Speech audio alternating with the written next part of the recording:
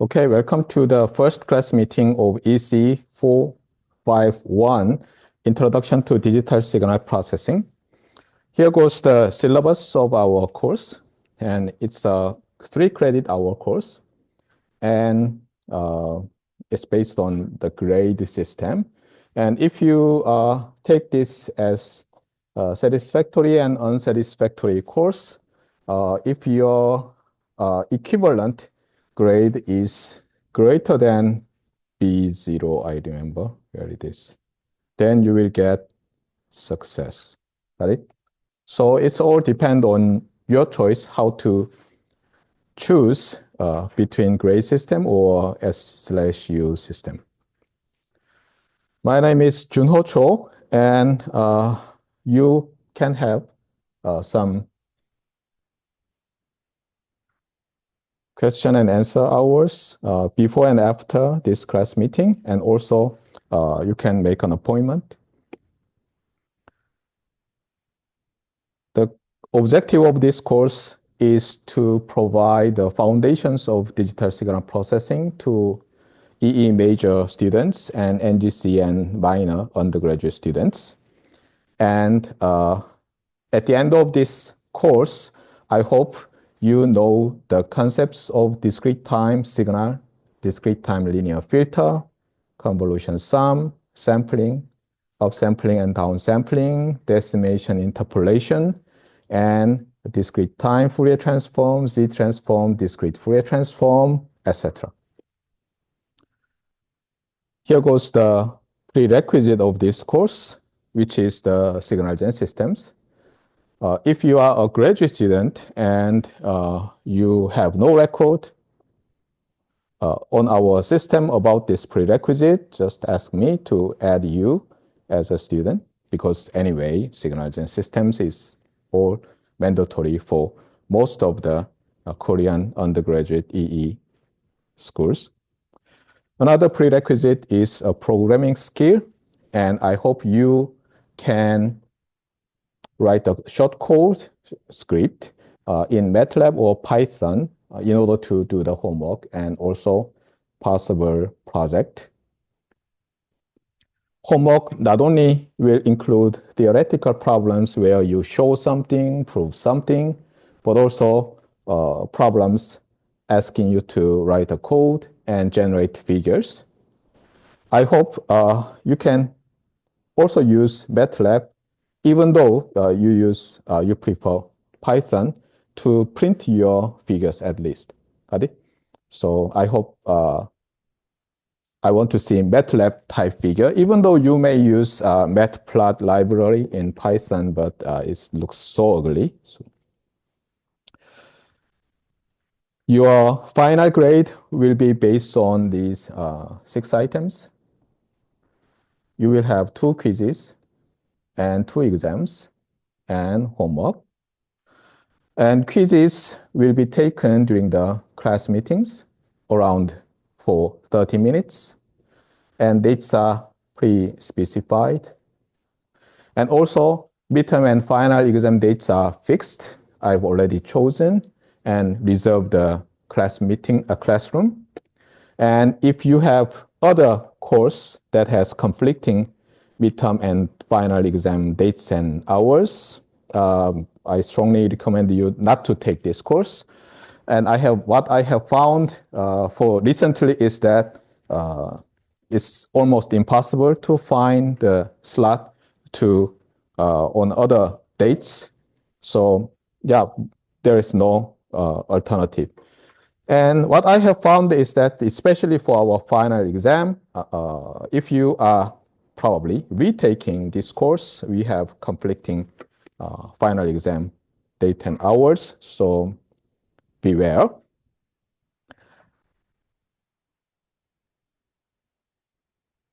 And I already talked about this. And the scores from each quiz and exam will be kind of normalized into a z-score. And let me remind you what is z-score. Your z-score is your raw score minus the average divided by standard deviation. So if it is, for example, around 2.53, you are doing extremely well. And what I have found is that if your G-score is less than this value, probably you may not pass this course. That's what I remember. So what I usually do is that if your performance in terms of Z-score is so bad, I send you a pre-warning after the first quiz or first midterm. So regularly check the mailbox. However, in such a case where your raw data are so packed to some score, in that case, converting it to a z-score penalizes small errors. So in that case, I do not use this normalization. So it's all up to your performances. And as most of my undergraduate courses have, you may submit extra credit voluntary project at the end of the semester. Your topic must be approved by me before you take the final exam, and topics must be related to the materials covered in this course. You may not use previous or parallel other courses project results or part of them. You can't do that.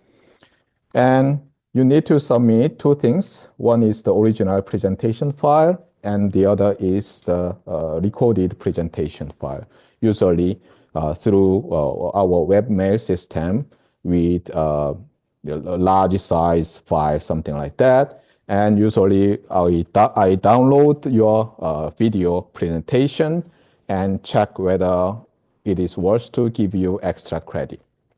And the system of giving extra credit is quite interesting. For example, from these, you have two students. Student A and B has the score something like 2.1 and 2.0. Let me say GOP student and EARL student, and got the score 2.1 and 2.0, and I decide to give A minus to both of the students. But if EARL students decide to do the voluntary project, and then if he or she passes, the grade will be, one click up. In that case, a GOP student may say that, hey, I'm penalized. It says voluntary project and extra credit. Of course, this GOP student's grade automatically goes up. So encourage your friends to do the voluntary project, except you. Anyway, I will talk about the voluntary project after the midterm and three-quarter term quiz. And your topic must be decided, agreed, approved before you take the exam. That is very important.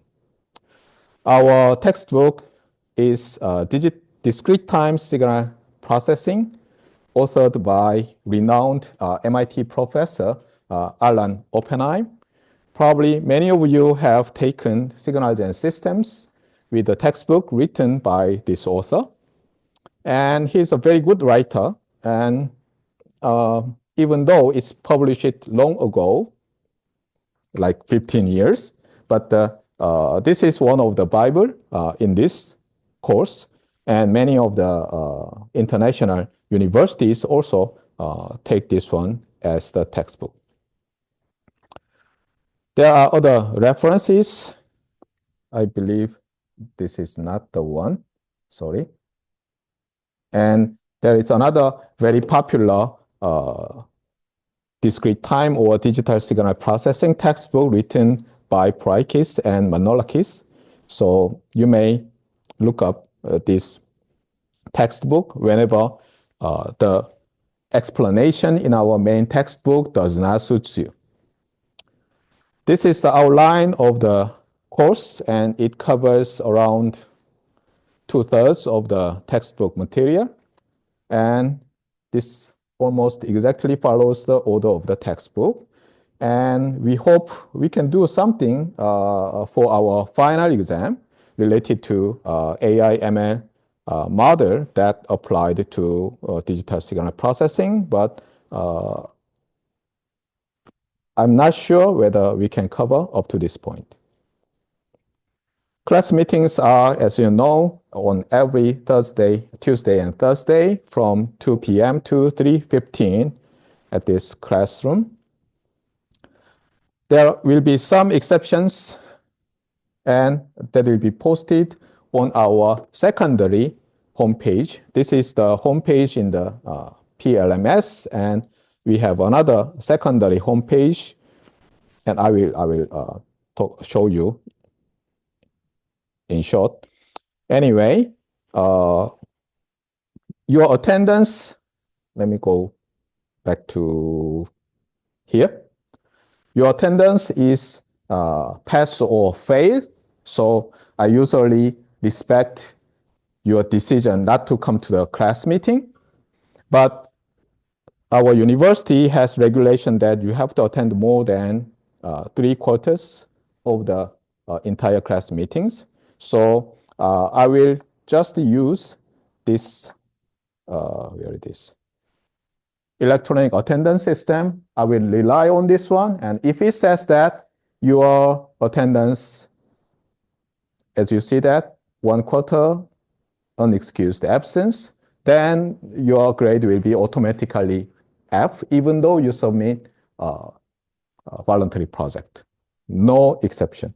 However, you can submit the materials, documentations for your excused absences, like family matters, your health condition, and other things that are met by the school regulation. In that case, I will log into this roll book and change your attendance. So it's all up to your responsibility to log in to the system and check whether the system well reflects your attendance or not. Okay. Whenever you find any discrepancies, differences, then please let me know as soon as possible, because my memory deteriorates as time goes on. And you may say, hey, professor, you remember I attended the class meeting 1 month ago? And it's impossible for me to remember. Got it? Okay, so this is the system. And whenever you submit the documents, I want electronic form. So you scan the original document and send not only to me, but also to our TA. Got it? So you need to get a confirmation that TA or me have received your documents for excused absences. Okay. And we have, as I told you, a secondary homepage that is for external link. So you go to my lab homepage, CISL, and then you find the teaching and you find EECE451. And then here goes the homepage. So let me show you. So CISL.postec. Okay, something's wrong.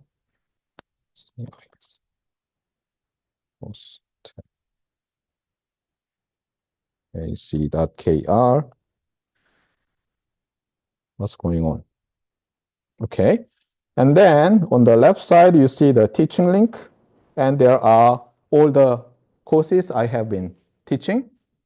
And among this, you find EECE451, Introduction to Digital Signal Processing, offered in spring 25. You click here, and you see the syllabus, which is a kind of reduced version of the syllabus on PLMS. They contain almost the same information, except the name of our TA. Okay, and all the other informations, I hope, are the same. And probably you love this link for your study. So here goes the table where I'm going to put the YouTube link of our recorded class meetings. So as I told you, you are free to be absent from these class meetings, but I strongly recommend you at least to view the recorded class meetings. And also, I love to use this OneNote, and the PDF version of the OneNote will be also posted. Of course, we already have the links for the handout, and if you click, then you are asked to punch in the password. And as many of you already know, I am a very simple person, so if the handout is related to lecture 1 or class meeting 1 or chapter 1, then you punch in lowercase o and e, then it opens. Got it? Sometimes you need to figure out which one is correct. For example, let me see here. This is about chapter 8 material, but handout 5, even I do not remember which number I used to use as a password. So you try it to open it. Okay, let me try which one. 8. Okay, it opened. Got it? So try Open Sesame for the password. So here are handouts based on our textbook. So you freely download, and I will upload handwritten, annotated version of it after every class meeting. What else? And also, as I told you, the recorded lectures will be posted on our YouTube channel. And also, the link will be provided here. However, it's not my responsibility to correctly upload the video. It's just for my pleasure to upload it. Sometimes we have a recording problem, so no voice. Sometimes we lose our file, so there will be no video available. It's your responsibility. There is a risk for you to take when you are absent. Got it?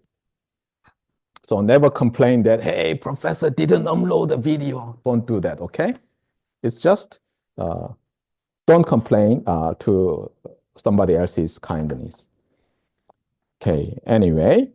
And also, there are many related courses, even though these are not requirement for this DSP course. Some of the universities, even in Korea, requires students to have taken the probability and random processes course before taking this DSP course. And you may also find from our textbook, the textbook talks a lot about random processes.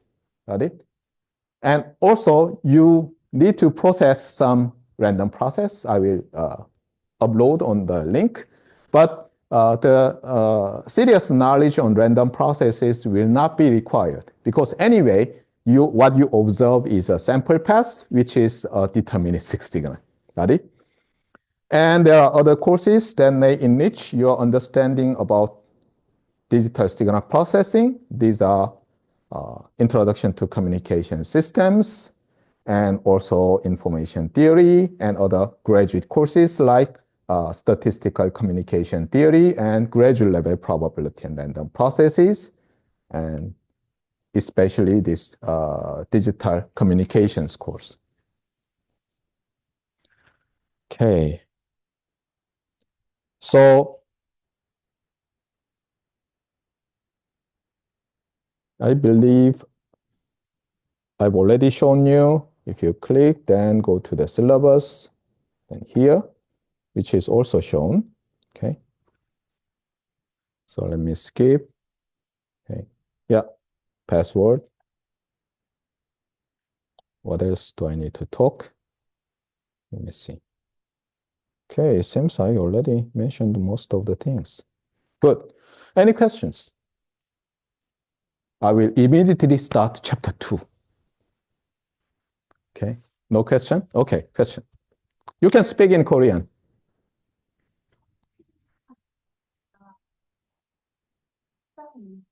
You may take the quiz before others take the quiz, and you need to sign some document saying that I will not reveal anything to the classmates, something like that. Got it?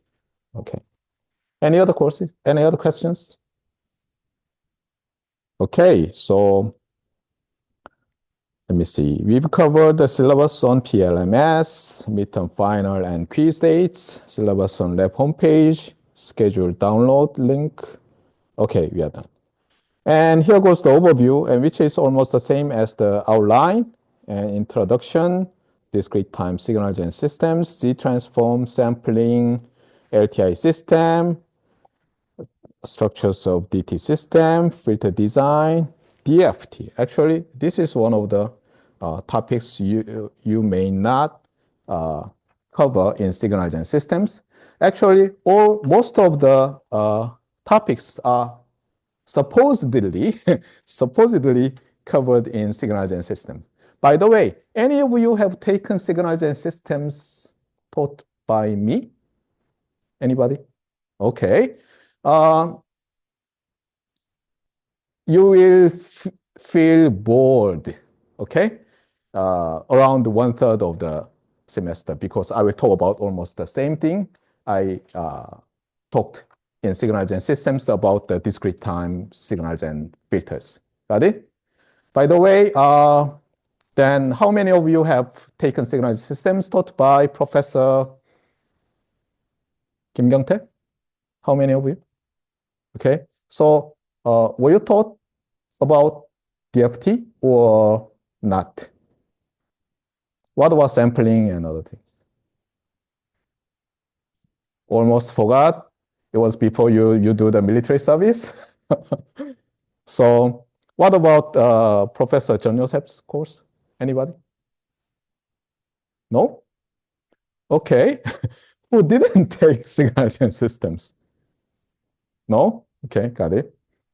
Anyway, so what you will find even today is that I will cover the material supposedly covered in signal gen systems very, very, very quickly. Got it? So be prepared. Anyway, probably you've heard about the DTFT, discrete time Fourier transform, and this is different. Got it? So it's like this. DTFT is a mapping rule that accepts a discrete time signal and generates a frequency function. Got it? DFT accepts a vector and generates another vector. Got it?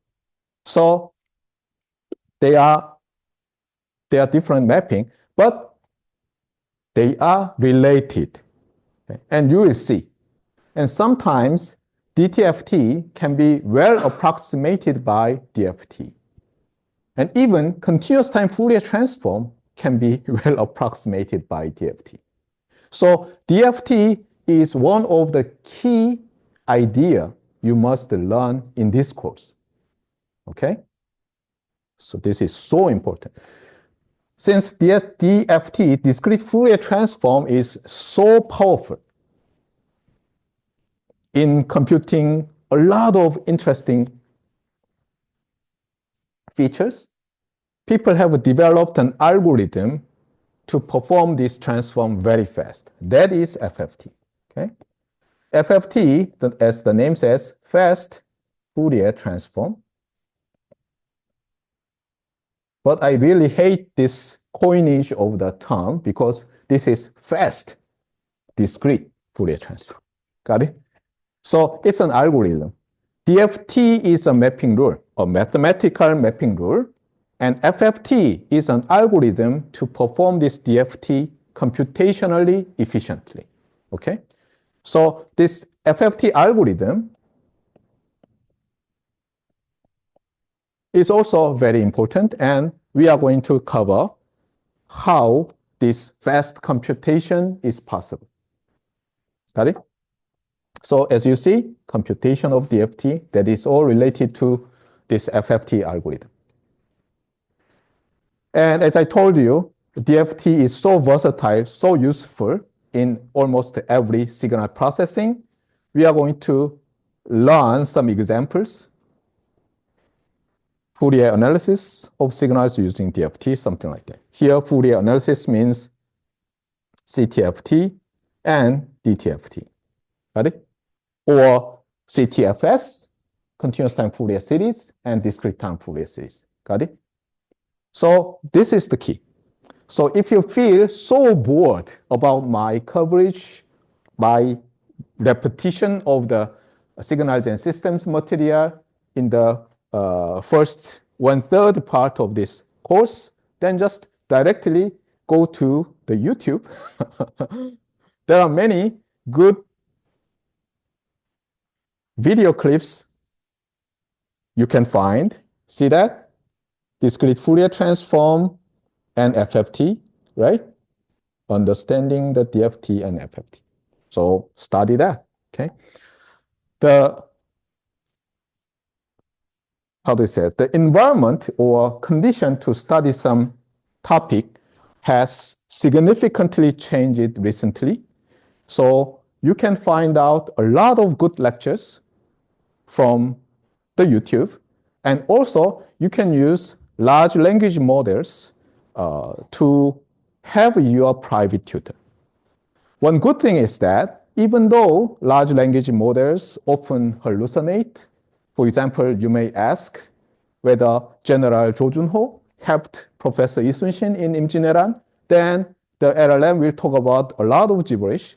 But if you ask something well established, well known, but you don't know, then it gives you a perfect explanation. So about digital signal processing, which is an undergraduate kind of almost mandatory course in electrical systems students, if you ask almost every topic, most of the powerful LLMs gives you correct answers. So it's like you ask some topic and it uses some terminology you don't know, then ask again and again and again. And recently, I really love using Gemini installed in my Galaxy. And as many of you already know, that I just ask in my, so it accepts my oral input and generates the oral output. So it's really like interacting with very, very professional private tutor. So enjoy your world, okay? Enjoy your world to improve your understanding in this course. By the way, unlike my previous lectures, I recently got impressed by some articles saying that before you start the course in every class meeting, just to put a very impressive video clip while students coming in. So I'm going to do that. So I will also have some fun in every class meeting. Okay, so by the way, about this one, do not expect too much. I'm not going to teach you. I'm going to talk about this AI ML model applied to digital signal processing. And during the course of the homework, I will try to give you some real world data. Especially what I'm going to do is that I will provide you some data from Korean stock market. It's a random process, starts around 9 a.m. and stops at 3:30. Even though we have some strange 10 minutes in the end, but for example, I give you a very long time sample, and I will ask you to, for example, compute the 10-minute moving average curve. I may ask you do some other signal processing. And if you want, I may give you some short Python code that allows you capture the real-time Cosby index and process it. And nobody knows. Some of you may do the voluntary project that automatically assigns your money to Samsung Electronics stock and Hynix and some other thing, and suddenly at the end of this semester, you just quit the school and become a millionaire. Got it? Anyway, so these are all the things for the course administration. So if you don't have anything about course administration, I will really start immediately about chapter 2. Are you ready? Okay. So I hope you use a tablet, PC, or something so that you download the handout and paste it, for example, on OneNote, Microsoft OneNote, as I do, and write down everything you want to write down. So here goes our handout, and this handout is initially written by Professor Choi Jun-il, who unfortunately moved to KAIST around 3 years ago.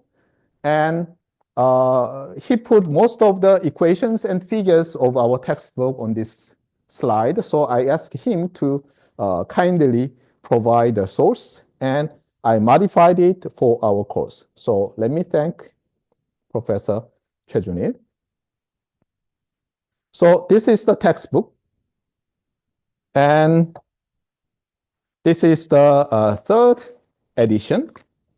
And I have brought the first edition of the book, which I used when I was an undergraduate student as the textbook. So I love to write something on this covers. Usually professor's name, Professor 상욱 리 이상욱 교수님.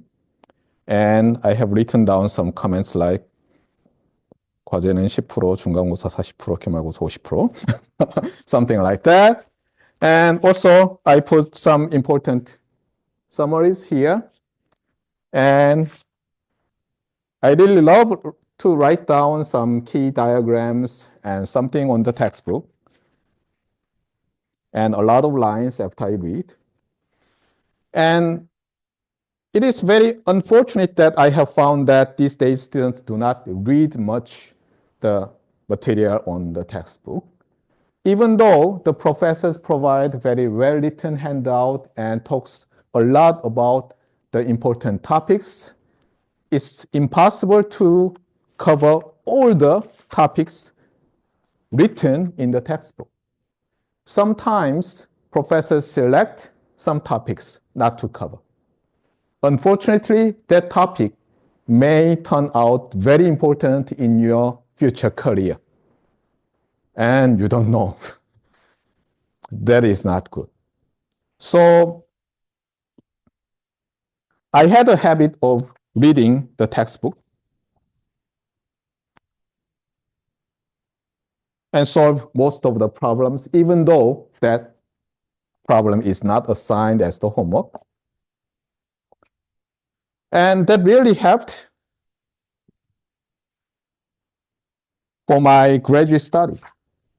And when I became a graduate student, I had found out that I was very well prepared for the research. So I hope you also do the same thing in this course. I will try to balance the load compared to other courses. I understand you are not taking my course only. You are taking other courses too. So I'm not going to overload you, but I will try to push you to the out of your comfort zone. Okay, so I hope you learn a lot through this course. Anyway, so try to read the textbook. That's my message.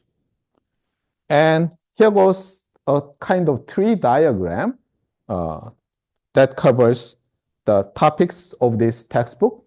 So we start here today. We are going to talk about discrete time signal processing and discrete time systems. And this left branch is all about signals. So here goes the discrete time signal, Fourier or frequency domain representation, G transform and discrete Fourier transform and its fast algorithm FFT. And we also cover the notion of sampling and reconstruction, where we are going to learn upsampling, downsampling, decimation, and interpolation. And also here covers the topics related on discrete time systems. And most of the important structure is the linear constant coefficient difference equation-based system that results in rational transfer function. And by using this limited structure, we are going to design filters and we are going to do some filter analysis. Got it? So the first thing is the question, what is a signal? And this is a quite interesting question because when I was a graduate student and taking the signals and systems, I didn't have much idea about what is a signal. Just the professor said that, hey, think about some acoustic signal. And what they said is this one. So here is me. And I talk about something. And here is the microphone.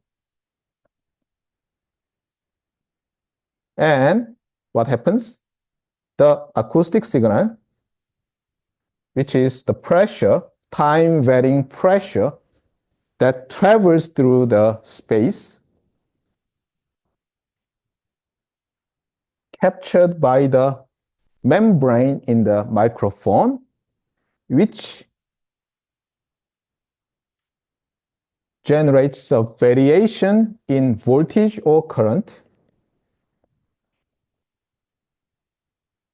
in the circuit. So this microphone is what? It is a converter that converts an acoustic signal to an electrical signal. This acoustic wave is not an electrical signal. Be careful. It's a shame for me, but when I was a second year undergraduate student, I had no idea about acoustic signals 30 kilohertz and electrical signals 30 kilohertz.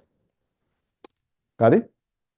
So my speech may vibrate 30K times per second, but it's not related to, for example, radio wave with 30 kilohertz frequency.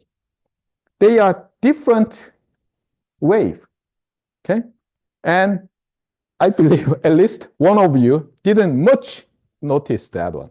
So from today, never get confused. Anyway, this acoustic signal is converted to an electrical signal. And what we do is that we connect these two wires into a scope and see in the time domain, right? And what happens in this scope? The technology now allows to show you kind of snapshot of this electrical signal on the scope because you mostly now have a so-called sampling oscilloscope. And it looks like some signal that is what? A function mathematically modeled from some time interval to a real number, right? So it's a function, but anyway, we have a limited scope, so we have a limited time window.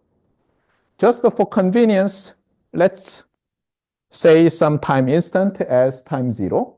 Then our acoustic signal can be represented by a function, time function, that is, for example, here, 0 and t.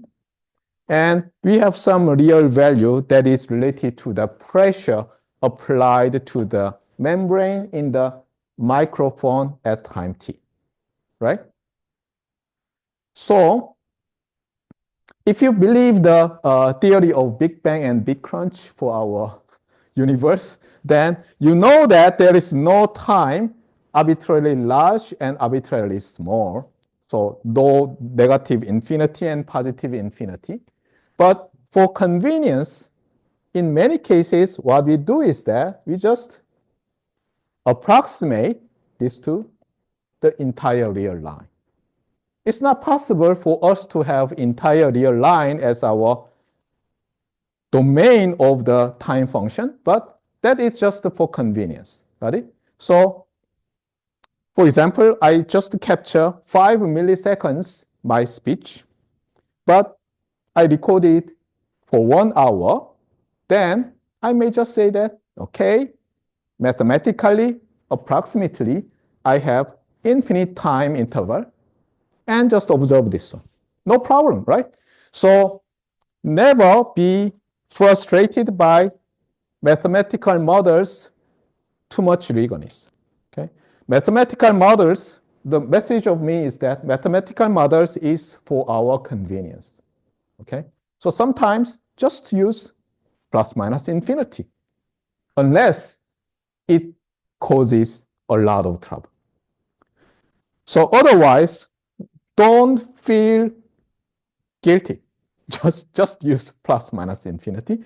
So what we do is that we usually use a time function that has domain the entire real line and the range entire real line to model our electrical signal, right? Current or voltage. The problem is that, is it really true? Our textbook says here, I disagree, but all physical signals are basically analog. What does that mean? Here, analog means that actually we use such a model, such a mathematical model to represent the real world some quantity. Is it really true? It is approximately true. If you say that, it's almost safe. The reason why is that now in many electrical engineers are handling very small current, very small voltage, and even very small size. In that case, we have to consider quantum physics level something. In that case, you all know that electrons are quantized. So if you want to define a current, what do you need to do? You need to count the number of electrons that passes this some point. In that case, there is no continuous time signal, continuous range signal. Everything is quantized. And I heard, I'm not a physicist, but some people say that even time is quantized. I don't know. Have you ever heard about that? Time is quantized. I don't know. But anyway, even though this model may not be true in some extreme range, extreme precision, most of the cases when we talk about high voltage power transmission line, some high voltage, high current, here what I mean high is more than milliamperes, millivolts, then there are too many electrons involved in our electrical circuit. In that case, it's no guilty to assume that our signal has ranged the entire real line, not quantized, okay? Not discrete. So let me go back. So what is a signal? Signal can be anything that is measurable, okay? What is important is that something measurable. Here, this measurability is not related to the measurability in the measure theory. Here, what I mean is that if we can build some electrical measurement system that measures this quantity, then we can convert it into some scalar, sometimes vector. Let me use this one. Scalar, vector, sometimes matrix, sometimes a sequence, sometimes a continuous time function, sometimes vector valued signal, sometimes, let me see, Be careful.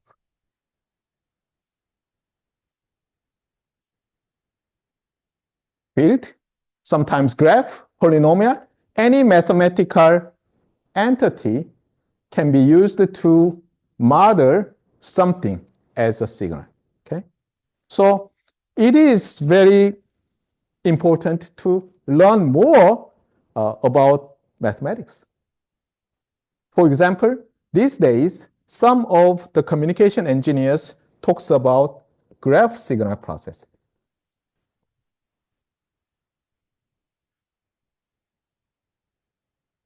So the signal is not a vector, scalar, matrix, continuous time, discrete time signal. In this theory, graph is the signal that is applied to some system. Right? So new ideas, new theories may come out if you enlarge your mathematical entities. So you may be a leading scientist or engineer in a new field if you are well educated and well prepared. Right? Anyway, so let's limit our discussion in this course about signal that is continuous time or discrete time. What does that mean? So here goes the definition of a continuous time signal. A continuous time signal is what? Is a mapping rule. So a continuous time signal X is a mapping rule that is denoted by this one. And you know what does this mean? X is the name of the mapping rule. And here R may mean the time instant. And this R may mean the value of this mapping rule at specific time. Okay. Then what is a discrete time signal? Let's use the same name for our confusion. In that case, in our discrete time model, X is what? X is the mapping rule from the set of integers to the set of real numbers. Okay. This is our mathematical definition of a continuous time signal and discrete time signal. Got it? So some of you already have noticed that even though this course is entitled as the Introduction to Digital Signal Processing, actually our textbook has what? The title, Discrete Time Signal Processing. So what is that? What's the difference between digital signal and discrete time signal? Actually, that is very confusing, and also that is a very good question. But as I just defined here, a discrete time signal is what? Mathematically speaking, it's a sequence, right? The difference is that the sequence you learned in your high school usually has the time index starting from 1 or 0, usually 1.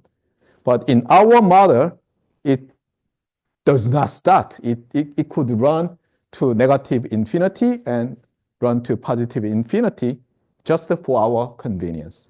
Got it? And another thing is that,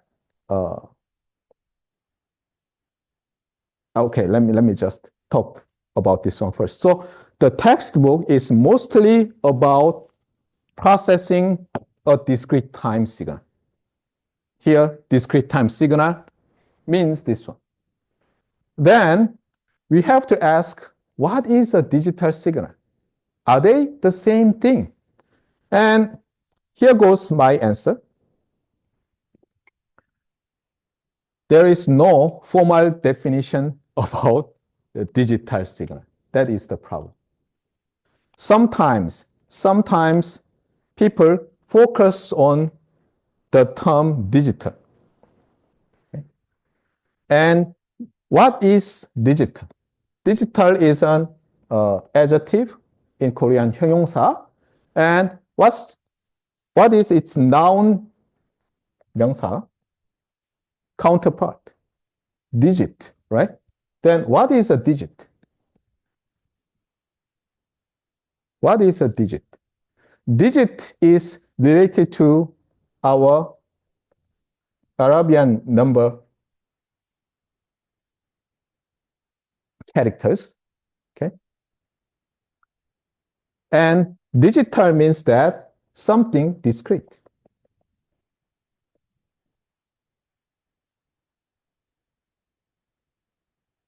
Here, discrete means not continuous, okay? And you may ask, hey, digital means some bits, right? Then what is a bit? Bit, some people say, I'm not exactly sure, but they say this is the abbreviation, 줄임말 of binary digit. Okay? So it's a something strange. Digit means 0 to 9, but binary digit means bits and what? 0 or 1. Okay?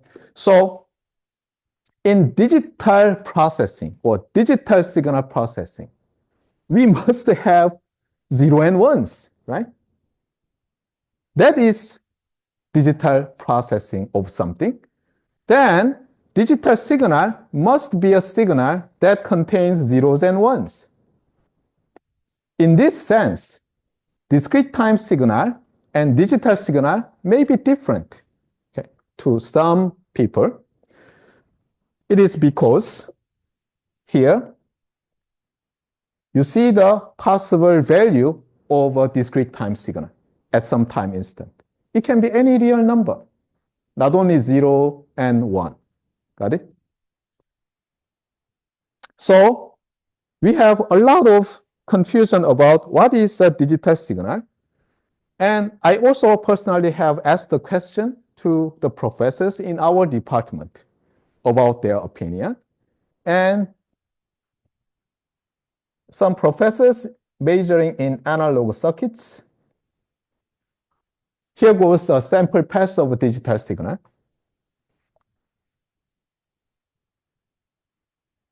Something like that. So a professor in analog circuits says that, for example, voltage as a time function tries to changes from, for example, 0 to 5 volt, but due to some imperfections, there is some transition period or some non-constant something. Then they say that this is a digital signal. Got it? But according to my definition, what is this one? This is a continuous time signal. So communication engineer or professor says, hey, this is a continuous time signal, right? Because this V is what? A mapping from R into R, even though it could be quantized. But we have this slope, right? So it's a kind of subset of this, the set of real numbers. So I was not happy. And some people who majored in sampler, digital, that is a circuit that accepts some so-called analog signal and generate digital signal. The output looks like this one.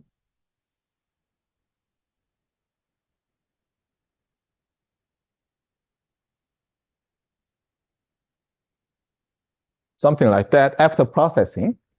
And they say that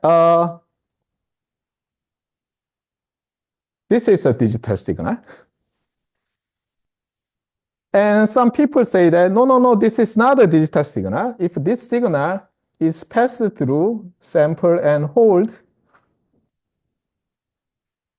and then it can be mapped to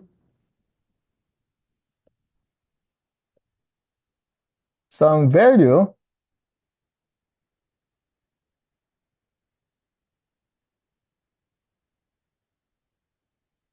then it's a digital signal. And some people say that, no, this is not digital signal.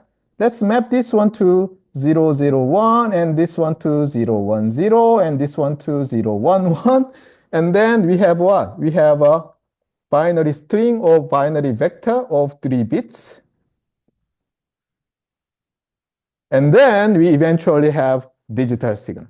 So definition of digital signal varies a lot.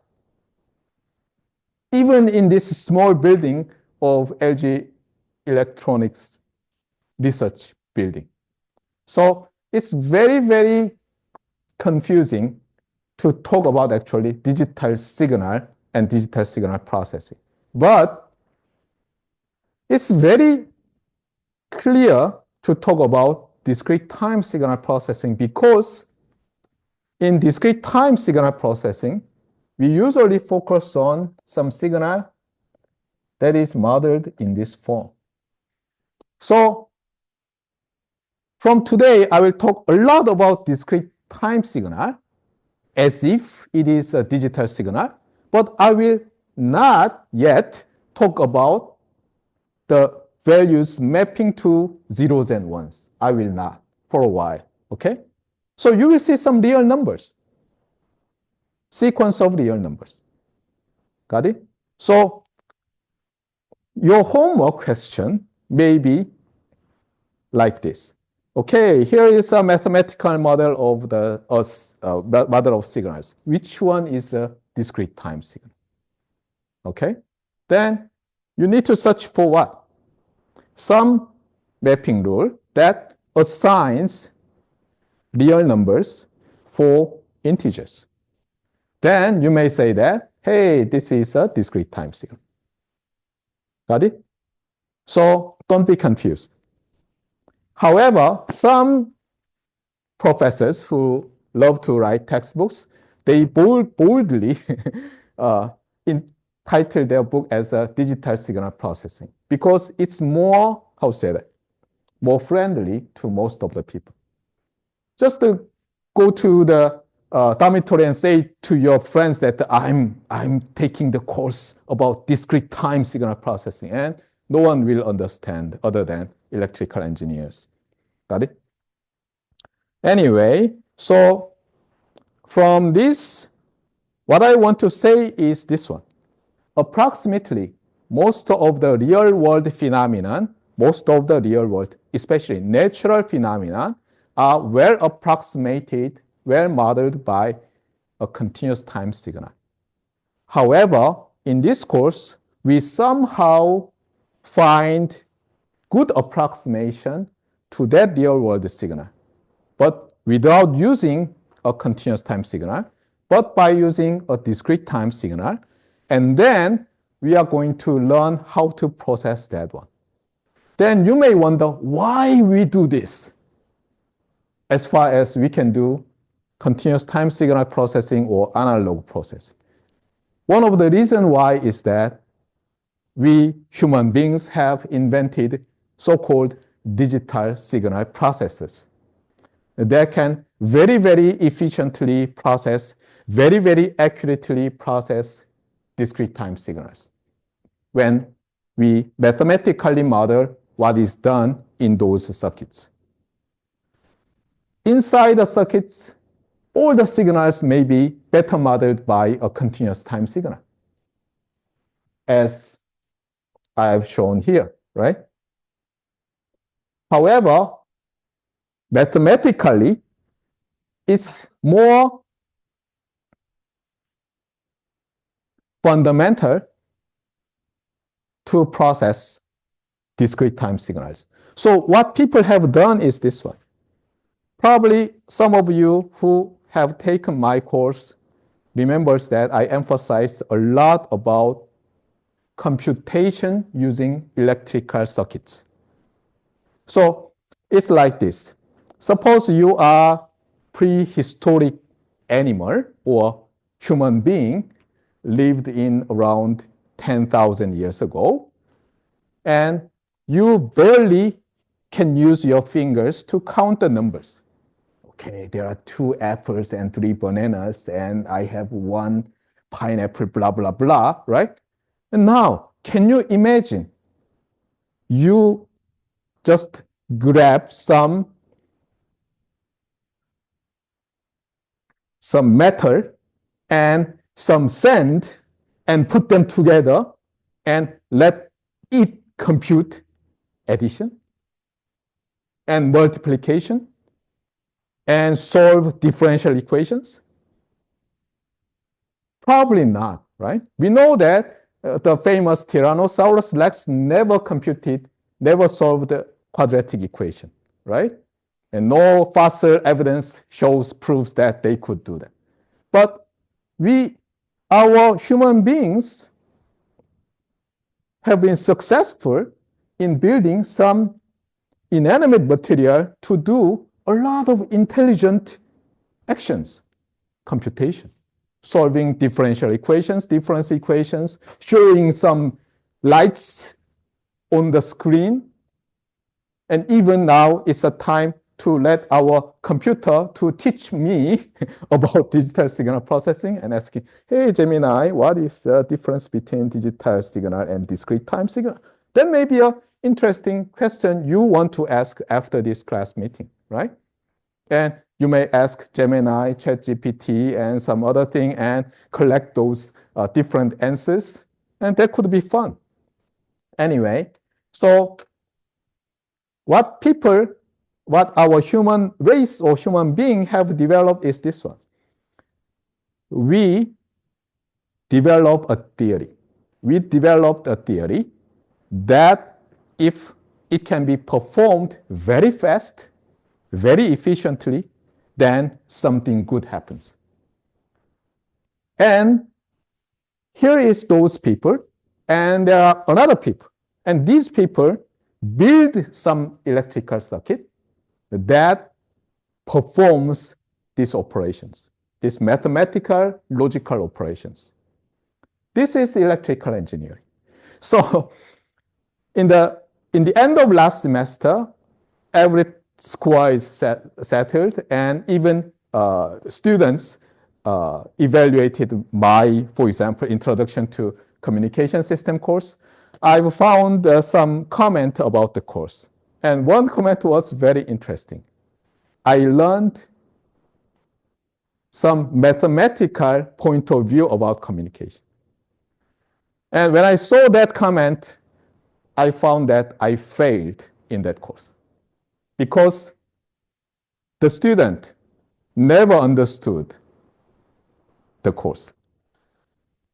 Many of you who is in electrical engineering department may just believe that building semiconductor, microprocessors, that are electrical engineering. Never, actually.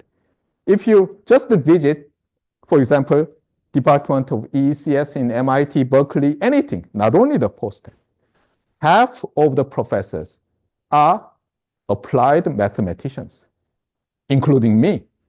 Okay, even though sometimes I purchase oscilloscope, power spectrum analyzers, and purchase USRP, I'm an applied mathematician. Why? Because developing a new theory, if something mathematical performed very quickly, very efficiently, something good happens, that is the research topic of this half of the people. And the other half of the people develop the ideas, generates a lot of interesting ideas to realize this one.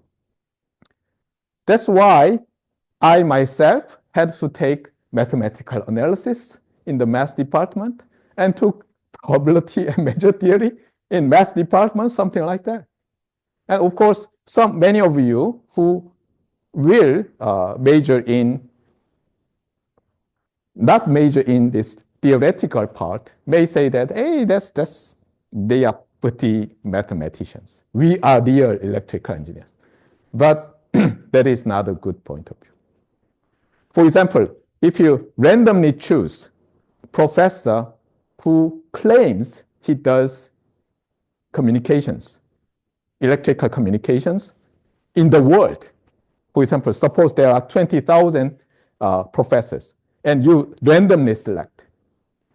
with high probability, he is an applied mathematician, not antenna design professor or amplifier design professor, because they claim they are circuit professors or something like that. Anyway, let me go back. So this course is about the power of learning theory about sequences and processing of sequences using some linear system.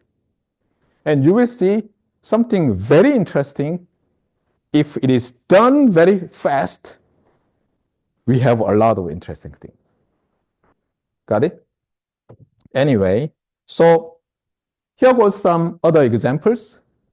So I talked about the acoustic signal, sound, and you have already good example of an equipment that processes your speech signal. Long ago, when we use 3G or 2G cell phone, whenever you talk to the cell phone to talk with your friend or family far away, what does it do? It does signal processing. It divides your speech into two signals. Of course, it first uses microphone to convert your acoustic signal to an electrical signal, and then decompose into two signals. One is the input signal, and the other is the filter coefficient. It's very similar to recently you do some AI ML model, where what you do is that you find in the training phase, you find the coefficients of those neural nets. Very similar thing happened. So what you do is that what cell phone did that was decompose the signal to an input signal and filter coefficient, and compress each of the signal using some lookup table or some strange algorithms, and then transmit using digital modulation. And what happens? That digital signal passes through base station and network, and base station near your family, and converts to radio wave and spreads. And what happens? Your family picks up the very weak signal of radio wave and amplifies a lot and converts to a digital signal again. And what happens? Combine these two signals. Use these coefficients as the filter coefficient, linear filter you will learn in this course, and the other one as a coefficient of the signal, and then reconstruct the original speech signal, and convert that electrical signal to an acoustic signal, and we eventually listen. That requires huge mathematical operations, right? Why is possible? Because we develop very, very fast electrical circuits. So when we just talk, our cell phone instantly decomposes the signal, encodes, send, decode, combine, and transform to acoustic signal. It's amazing. Can you believe that? If I was told about this story when I was in elementary school, probably I was shocked. Of course, it was 1970 something, but anyway, got it? So I hope you understand or you feel the power of fast computation. Sometimes simply you make a very fast transistor that changes the world. Okay. When I was a graduate student, I had a very close friend who did semiconductor. Okay, because he couldn't do good in math anyway, and he said his goal is to invent world fast transistor. And at that time, I had no idea about the importance of that. So I just said, okay, you do that. Okay, I will do the math. And these days, I really realizes that he was the visionary. Okay. just making a very, very fast, of course, with very small power consumption, transistor changes the world. Because fast computation itself changes the world. And it allows a lot of good things to happen. Got it? Anyway, however, this course is about what? The theory. So what kind of good mathematical operations are possible? Anyway, you already know sometimes picture images are transmitted very quickly. Some video these days, OTTs, right? A lot of movies can be seen through Netflix, Disney Plus, and other things. I was really moved when I could watch Star Trek Voyager again through Netflix. I watched that series when I was a graduate student, when I studied abroad in the US.